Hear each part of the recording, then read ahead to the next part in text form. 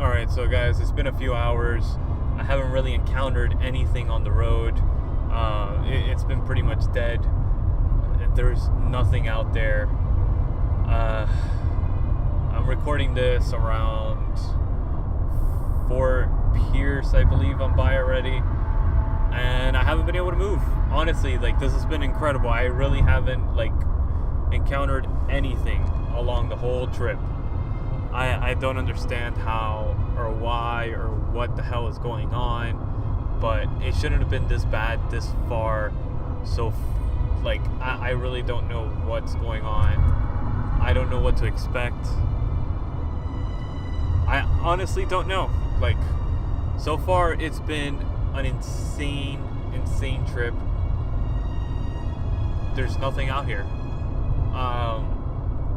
At least from my timeline, I remember there being some life by Halloween. So this is kind of odd. I have no idea what to bring up. The first thing that came to my mind a couple minutes ago was the Amityville Horror. This is another one that was streaming on Netflix too, last time I checked, and this is a great movie. The remake was okay. So 1979 Amityville Horror House, it's very dated film, but it's very good for what it does. It has a very cool suspense thriller style to it, and it has a very interesting horror plot. This is the golden age of horror and suspense and all that stuff, and it follows the tropes of a lot of horror movies and stuff like that, but I honestly think that it's very interesting the way that it went. It took it to a kind of surrealist level, I guess you could say, in this film. But to be truthful, the remake was pretty good. Ryan Reynolds is in it.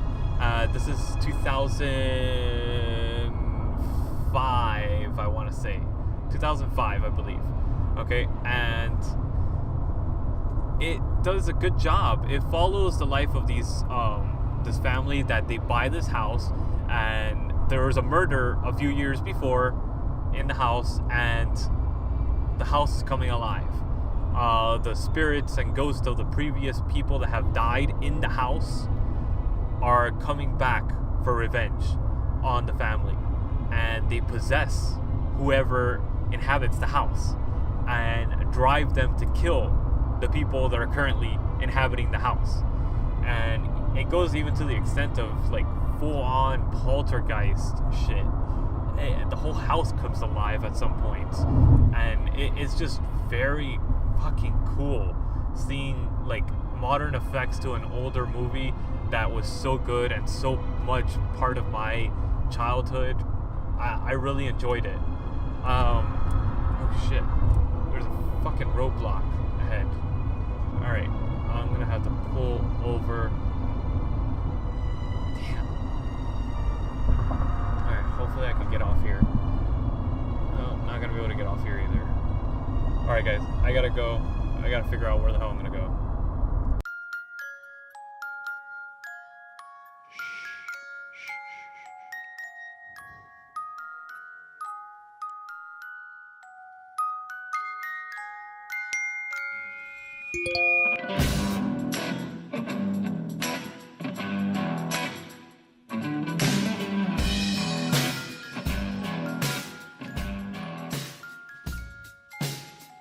Ah, she looks just like you.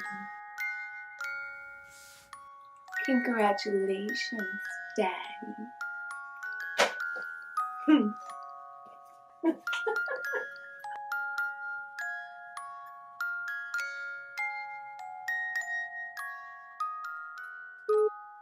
Scanning baby. Searching your contacts for a likely daddy. Daddy matching.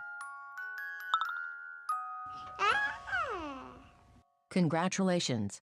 You're the daddy.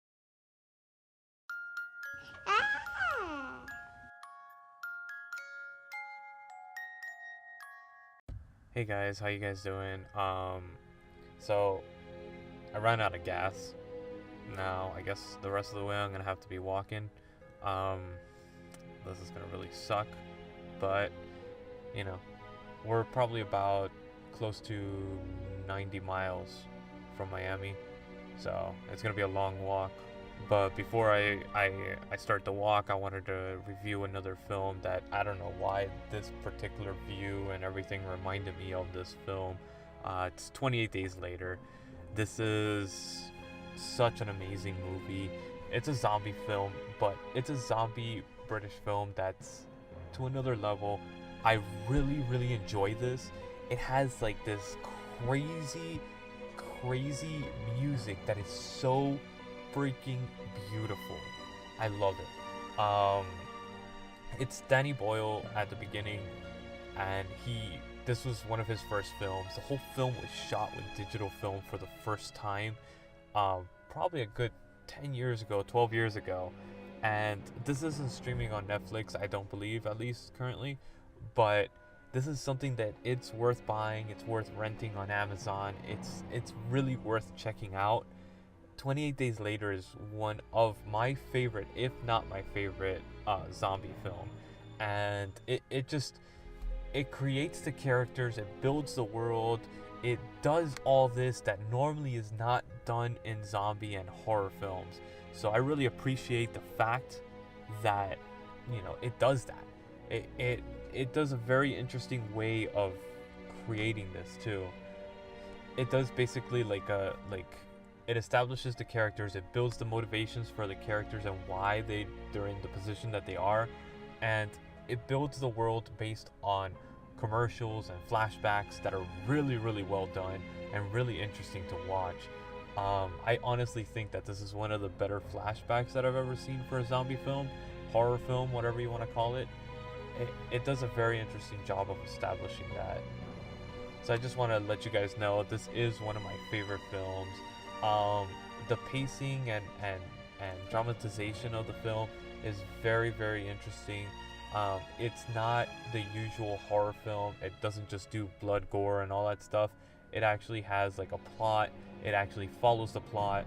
It makes it interesting to watch and to follow along, and it just does this very like interesting story, I guess you could say, and it unfolds the dramatization and everything very realistically. It doesn't do it forced. You don't feel like you're forced to like these characters or dislike these characters. It just kind of comes naturally, which is really awesome and very rare in films nowadays, actually. So I really do think that's very interesting, and the fact that it is being done like that, it's even more interesting. You know, you don't see that very often. So please check this out. 28 Days Later, Danny Boyle. This is a phenomenal film and definitely worth your time and effort to reach, since it's not streaming on Netflix. I'll probably, I don't know when I'm going to be able to record again. The battery's dying on the phone and I have no idea. So hopefully, wish me luck, guys, and I'll see you guys soon, hopefully.